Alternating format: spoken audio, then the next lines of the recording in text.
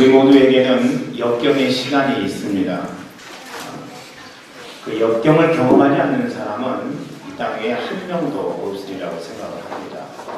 모든 사람들이 다 역경을 경험하게 되죠. 큰 일이 일어나서 감당할 수 없는 역경 가운데 있는 사람들도 있지만은 그렇지 아니하고 내 마음 심령 속에 생기는 감정 하나가 나로 안정된 삶을 살지 못하도록 만든다면 그런 인생들도 역경 속에 있다. 우리는 그렇게 생각할 수 있습니다.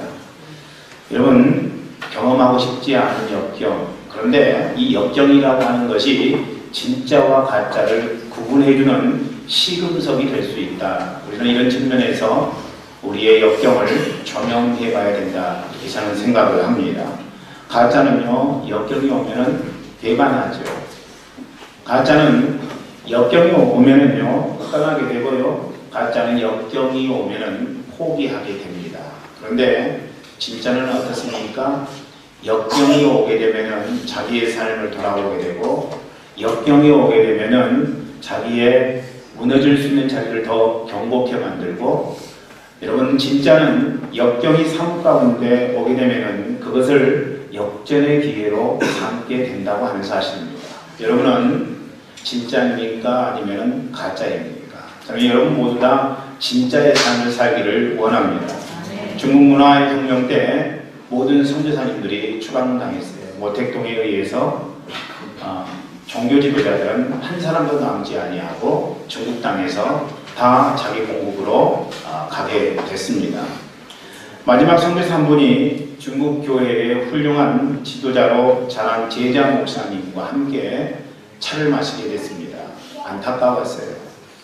이제 이 사람들을 그냥 두고 가게 되는데 어떤 선교사도 이곳에 있을 수가 없는데 지금까지 양육받은 그 사람들은 어떡하나 하는 마음이 선교사님 마음 가운데 들어서 이제 제자 목사님에게 이야기를 합니다. 어떻게 하면 좋나요? 이제는 그 어떤 도움도 줄 수 있는 상황이 아니기 때문에 어떻게 하면 좋나요? 걱정에 찬 마음으로 그 제자 목사님에게 이야기를 할 때 그 제자 목사님이 그렇게 이야기를 했다고 합니다. 목사님, 지금 우리는 뜨거운 차를 마시고 있는데 그런데 이 뜨거운 물속에 들어가 있는 티백이 뜨겁지 아니하면 자기의 맛을 제대로 낼 수가 없다는 생각을 갖습니다. 물이 뜨겁기 때문에 티백 고유의 맛을 낼 수 있는 것 아니겠습니까? 걱정하지 마십시오. 제가 진실로 주님 앞에 응답하겠습니다. 할렐루야. 여러분 이렇게 고백했다고 합니다. 그래서 이제 참된 신앙은요, 역경을 극복하게 만듭니다. 아멘. 역경을 극복하게 하고요, 자기의 삶 속에 있는 역경을 견디게 만든다는 것입니다. 오늘 본문의 시편 46편 말씀은 그러한 내용으로 우리에게 말씀해 주십니다. 우리 하나님께서 우리의 삶을 붙드시는 하나님이시다는 사실을 분명히 하고 계시죠. 그래서 이제 오늘 본문 시편 46편을 통해서 우리는 역경 속에서도 우리를 지탱케 해주시는 세 가지 자원을 볼 수가 있습니다. 첫 번째 그 자원은 뭐냐면요, 여러분 피난처 되시는 하나님이시라고 하는 것입니다. 우리 하나님은 피난처가 되십니다. 오늘 우리가 읽었던 말씀 1절부터 3절 말씀 우리 다 같이 다시 한번 읽어볼까요? 시작. 하나님은 우리의 피난처시요 힘이시니 하나님 중에 만날 큰 도움이시다. 그러므로 땅이 변하든지 산이 흔들려 바다 가운데 빠지든지 바람이 솟아나고 뛰놀든지 그것이 넘침으로 산이 흔들릴지라도 우리는 두려워하지 아니하리로다. 여러분 6.25 때 우리 민족의 피난처는요, 부산이었습니다. IMF 때 1997년도에 있었던 IMF 때 우리 민족의 피난처는 세계개발은행이었습니다. 여러분 고개 숙인 남성들에게는 든든한 직장이 피난처가 될 것입니다. 아직 결혼하지 않은 노처녀들은요, 그래도 엄마가 피난처 될 것입니다.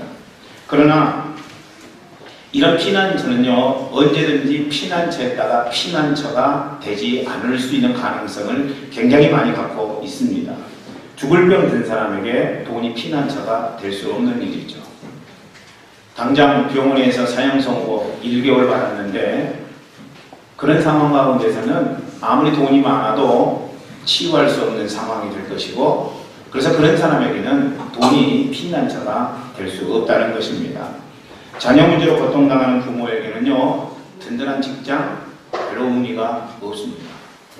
지금 자녀의 문제가 내 인생 가운데 너무 큰 문제로 지금 다가오고 있는데, 그것이 든든한 직장 있다고 해서 해결될 것은 아니기 때문에 그렇습니다. 여러분, 인생 살다 보면은요, 억울할 때가 굉장히 많이 있어요. 억울할 때가 많이 있다고요. 여러분도 그렇죠?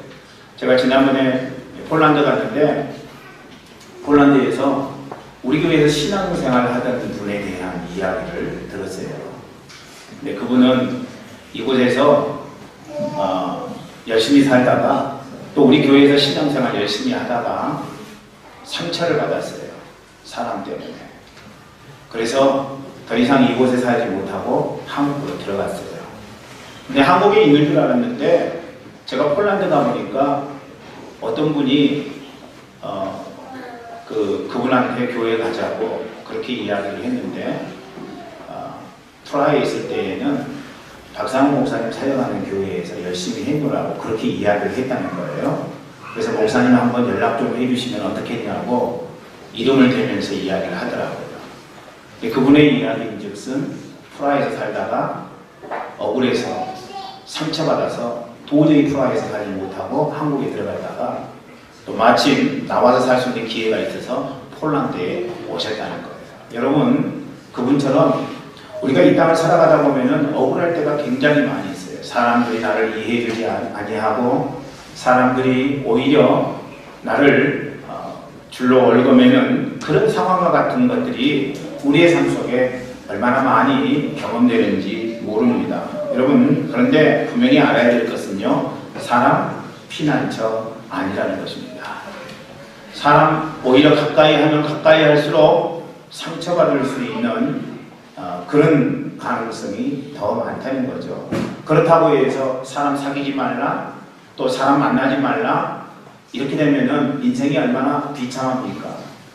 그러니까 우리가 사람을 만나더라도 상처받지 않는 것이 너무나도 중요하다는 거죠. 그러니까 사람은 피난처가 될 수 없으니까 우리가 이 땅에 살면서 사람 통해서 마음의 위로를 얻으려고 하면은요, 그건 잘 되지 않는 일이라고 하는 것입니다. 참된 피난처는 우리 하나님밖에 없음을 믿음으로 고백하십시다. 아멘. 네, 여러분 그렇습니다. 참된 피난처는 하나님이시라고. 지금 여러분의 삶에 땅이 흔들리는 일이 일어났습니까? 도저히 견딜 수 없는 그런 삶의 여정 가운데 혹시 여러분들 있을 수 있습니다. 뿐만 아니라 산이 무너져 바닷속으로 빠지는 것과 같은 그런 상황이 여러분 삶 가운데 벌어질 수 있습니다. 물이 소리를 내면서 거품을 내뿜습니까? 뿐만 아니라 산들이 놓아여 뒤흔들리는 것과 같은 요동함이 여러분 인생 현장 속에 지금 내재하고 있습니까? 여러분 두려워하지 마세요. 왜냐하면요, 우리에게는 피난처 되시는 우리 주님이 계시기 때문에 그렇습니다. 요동하지 않는 하나님, 흔들리지 않는 하나님, 이랑 믿으신 하나님, 성실하신 하나님은요, 우리의 삶을 붙들어 주시는 하나님이시라고 하는 거예요. 그래서 우리가 이 땅에 살면서 우리 삶 가운데 고백되어져야 될 것은 뭐냐면은 하나님을 의지합니다라는 고백이에요. 내가 어떤 경우에도 어떤 상황 속에서도 하나님만 의지하겠습니다라는 고백. 그분을 의지할 때 우리는 변화되는 상황 속에서도 두려워하지 않게 된다는 것입니다. 삶은 얼마나 우리를 혼돈스럽게 만듭니까? 변화하는 세상 가운데 우리가 있다는 거죠. 그런 중심에 우리가 삶을 살고 있다는 것입니다. 그때 우리가 해야 될 작업은요, 오늘 우리의 피난처 되시는 하나님을 의지하고 하나님 앞에 응답하는 삶을 살아가는 것. 저는 우리 교회 모든 분들이 피난처 되시는 하나님 의지함으로 삶 가운데 승리하는 아름다운 인생이 되기를 주의 이름으로 간절히 축원합니다. 두 번째로는요, 역경 속에서도 우리를 지탱해 줄 자원은 뭐냐면 생수의 강 되시는 하나님이시라고 하는 것입니다. 하나님이 생수의 강 되신다는 거죠. 우린 강이 있기 때문에 목마를 필요가 없어요. 오늘 이 땅을 살아가면서 혹시 여러분 목마르지 않습니까? 그렇다면 만약에 여러분이 목마르다면은 여러분 인생 속에 생수의 강 되시는 하나님과의 만남이 없기 때문에 여러분 목마를 수밖에 없다는 것입니다. 4절부터 5절 말씀을 보세요. 이렇게 기록되어 있습니다. 같이 읽어봅니다. 시작. 한 시내가 있어 많이요 불러 하나님의 성 곧 지존하신 이의 성소를 기쁘게 하도다. 하나님이 그 성 중에 계시매 성이 흔들리지 아니할 것이다. 새벽에 하나님이 도우시리로다. 예루살렘은요, 강변에 건설되지 않은 도시입니다. 애굽의 대부분의 도시들은요, 나일강을 중심으로 건설되었어요. 우리 한강도, 우리 서울도 한강을 중심으로 건설되지 않았습니까? 그러니까 이 한강을 중심으로 해가지고 서로 뺏고 뺏기는 그런 전쟁들이 많이 일어난 것이죠. 또 바벨론은요, 유프라테스 강 주변에 도시들이 세워졌습니다.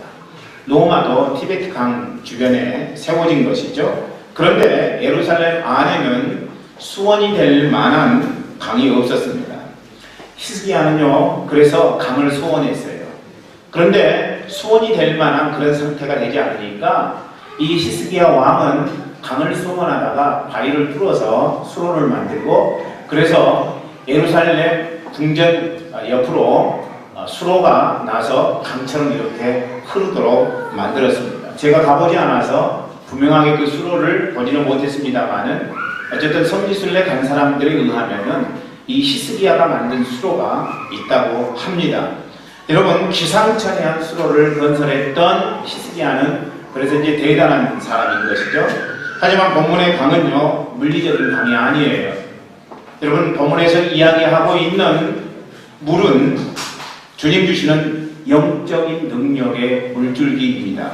예수님은 그래서 뭐라고 말씀하십니까? 누구든지 목마르거든 내게로 와서 마시라고 그렇게 말씀하시지 않았습니까? 자기에게로 오라는 거예요.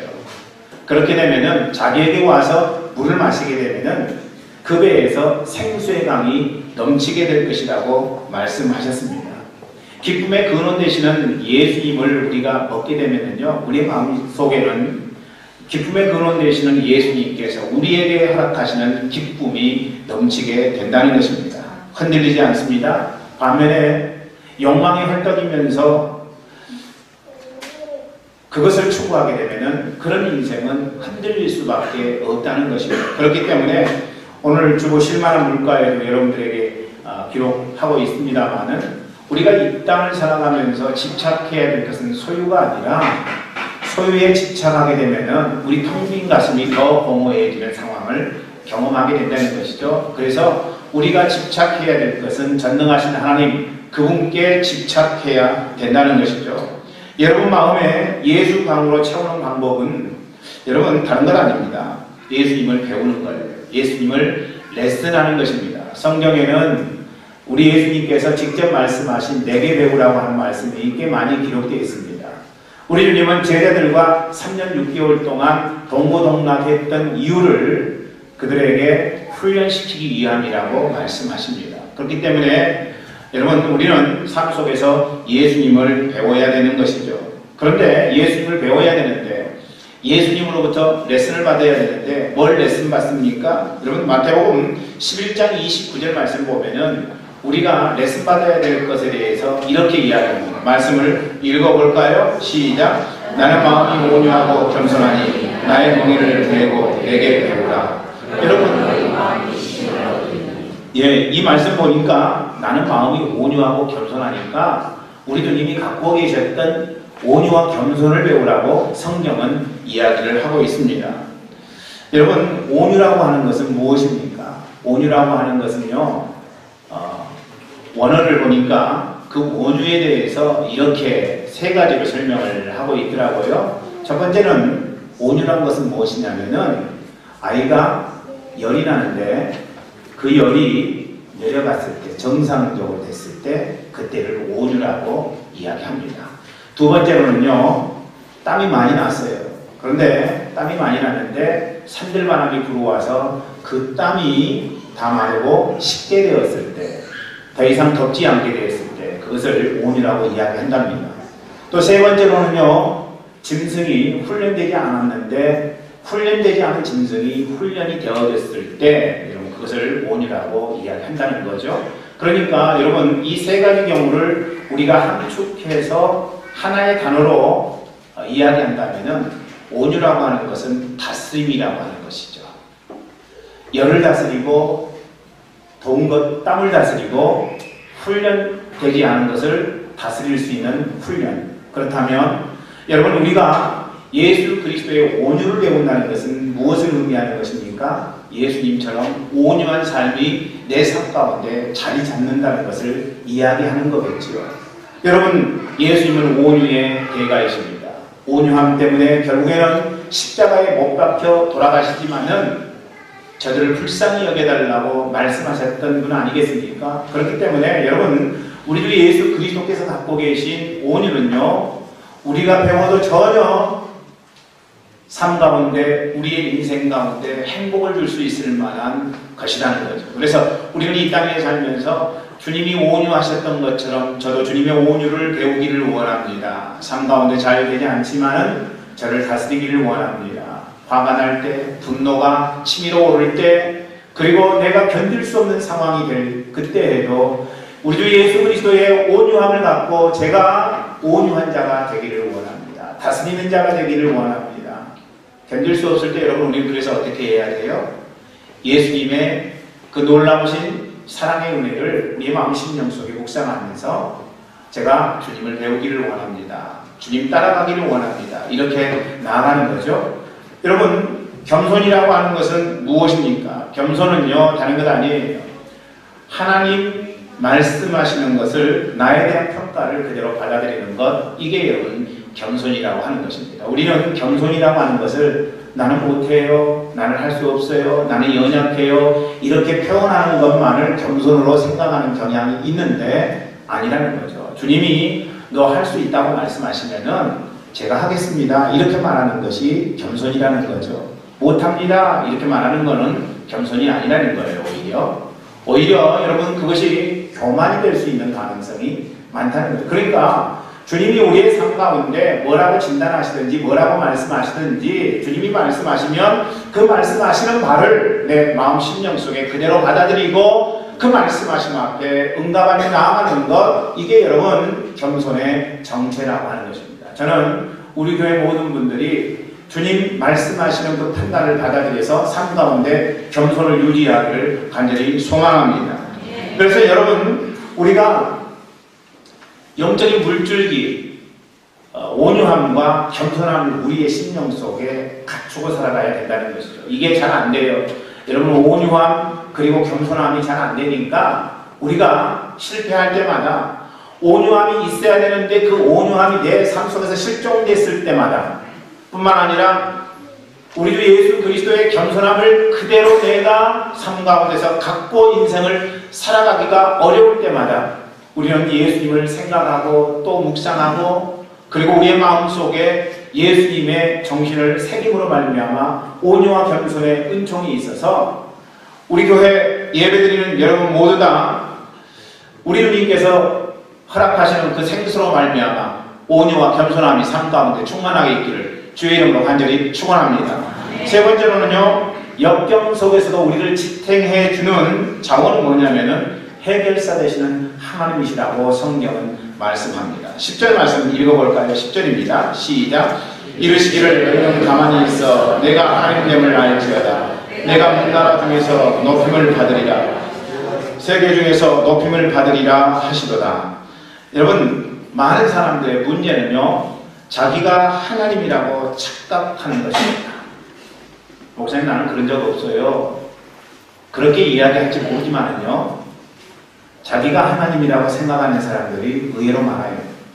자기가 하나님이라고 생각하는 사람들의 삶에 반응은 어떤 것이냐면은 모든 것을 자기 힘으로 감당하려고 하는 욕망 속에 있는 것입니다. 그러니까 여러분, 내 능력, 내 힘, 그래서 내 주먹을 믿으라고 이야기하는 거죠. 하나님을 절대 의지하지 않아요. 하나님을 의지하는 자는 인생 살면서 자기의 능력이 없으니까 그렇게 이야기하는 거더라고 반응하는 사람 들일 수 있다는 것입니다. 여러분, 내 주먹을 믿는다고 해서 그 사람이 영원히 살지는 않아요. 언젠가는 생명이 다하게 되면은 하나님 앞에 부름을 받을 수밖에 없다는 것입니다. 그러니까 자기 주먹 믿으라고 외치는 사람들도 언젠가는 자기의 능력이 다 소진해서 죽게 된다는 것. 하나님은 오늘 우리에게 가만히 있으라고 이야기하십니다. 너희는 가만히 있어 내가 하나님됨을 알지어다 이렇게 말씀하셨어요. 그런데 원어의 의미로 이 가만히 있는다라는 뜻은 무엇이냐면은 잠깐 손을 멈추고의 의미입니다. 잠깐 손을 멈추는 거예요. 우리가 아무것도 아니할 수는 없습니다. 인생 내게 주어진 삶의 과정들 앞에 우리가 온전하게 응답하는 것은 얼마나 귀한 삶인지요.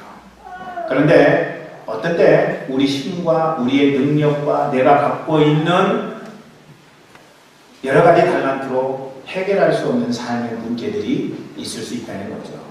그때는 어떻게 하라는 거예요? 잠깐 손을 멈추라는 거예요. 내가 할 수 있지만, 내가 능력이 있지만, 내가 잘할 수 있다고 생각하지만, 그러나 내 힘이 다하게 될 때 우리의 삶의 고백은 주님 내 힘으로는 감당할 수 없습니다.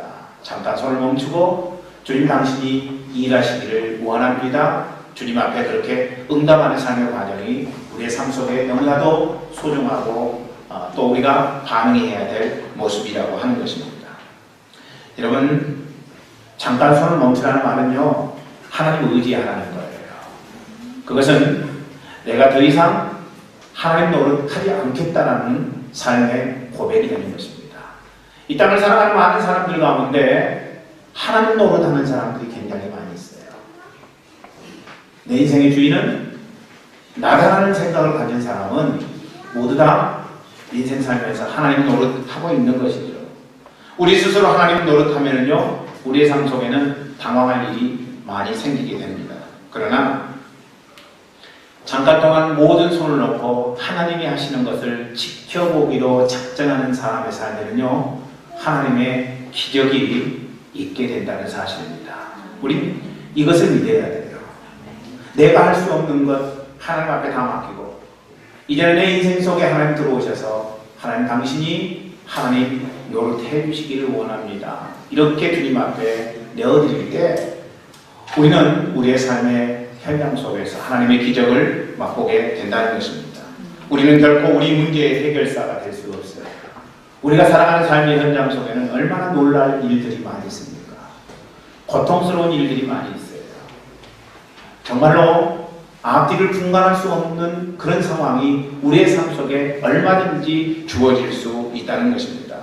그럴 때 어떻게 하라고요? 하나님만이 참된 해결사 되신다는 사실을 믿음으로 고백하는 것, 이것이 얼마나 우리의 삶 속에 중요한 일인지 모릅니다. 저는 우리 교회 모든 성도들이 해결사 되시는 하나님을 전적으로 의지해서 내 힘으로, 내 능력으로, 내 달란트로 내가 갖고 있는 것으로 되지 않는 삶의 문제를 해결하고 기적이 상식이 되는 거룩한 삶을 살기를 주의 이름으로 간절히 축원합니다.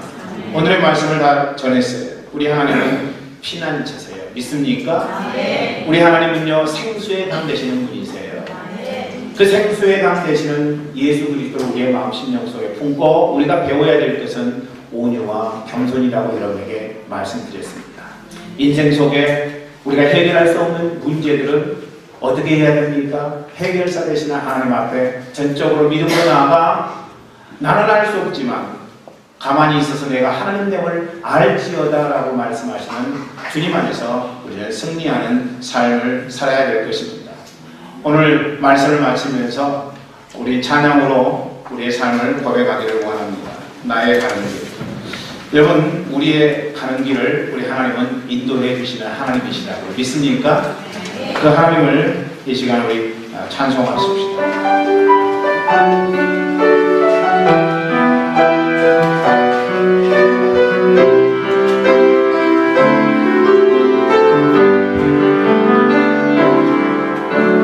나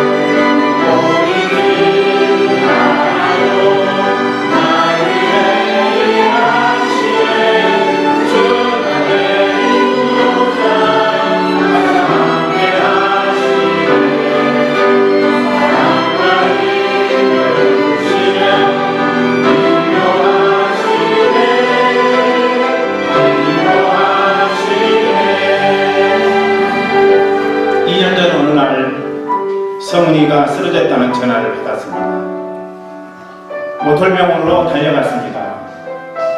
구급차에서 내려 의식이 희미해져가는 성은이를 목격했습니다.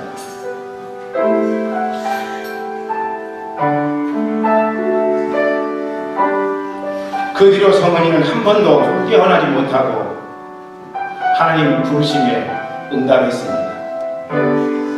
여러분들은 이와 같은 엄청난 일을 혹 경험하지 않았습니까? 경험하지 않을 수도 있습니다. 만약 여러분이 이런 일들을 겪었다면 희망이 없는 상황이라는 그런 마음이 여러분 마음 심령 속에 들 것입니다. 하나님이 이해되지 않으시는 분이라는 생각을 가질 수 있을 것입니다. 어떻게 하나님이 내 삶 속에 이런 상황을 허락하실 수 있나 하는 그런 흔들림, 그런 두려움이 여러분의 마음 심령을 사로잡고 있을지 모릅니다. 그래서 어떤 분들은 하나님께서 나를 잊으셨다고, 하나님이 나를 버리셨다고 생각할 수 있습니다. 그럼에도 말씀드리고 싶은 것은요, 시편 49편 16절에 보니까 하나님께서 나를 손바닥에 새기셨다고 이야기합니다. 지금도 여러분을 위해서 우리 하나님은 사랑의 길로 인도하십니다. 여러분에게 길이 보이지 않아도, 여러분 가고 싶은 길이 여러분 삶 가운데 놓여있지 않다 할지라도 우리 하나님은 끊임없이 우리를 위해서 길을 만들고 계십니다. 우리 가사 제목은 나의 가는 길이지만 영어로는요 God will make a way 라고 되어 있습니다. 어떤 길을요? 우리 하나님 길을 만드시는 분이신데 어떤 길을 만드시는 하나님이십니까? Where there seems to be no way. 여러분